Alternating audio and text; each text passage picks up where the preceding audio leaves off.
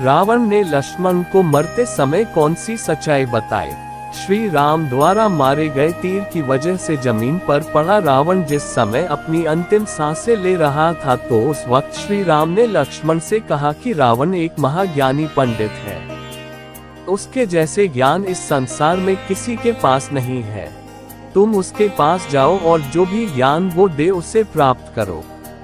राम के कहने पर लक्ष्मण रावण के पास गए।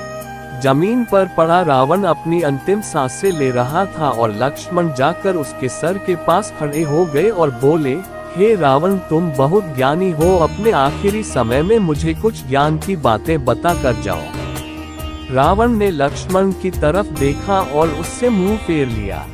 लक्ष्मण ने एक बार फिर यही प्रश्न किया, लेकिन रावण ने लक्ष्मण की तरफ देखा भी नहीं। रावण के इस व्यवहार को देखकर लक्ष्मण को गुस्सा आ गया और वो श्री राम के पास गए और जाकर सारी बात उन्हें बताई।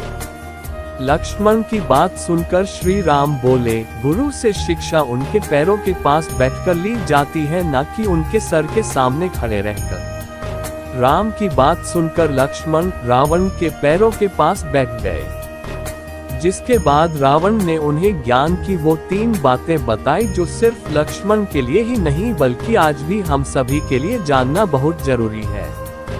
पहली बात जो रावण ने लक्ष्मण को बताई, किसी भी शुभ काम को करने में कभी देरी नहीं करनी चाहिए।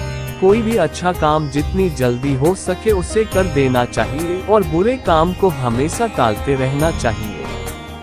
दूसरी बात जो रावण ने लक्ष्मण को बताए, अपने शत्रु या प्रतिद्वंदी को कभी भी कमजोर नहीं समझना चाहिए।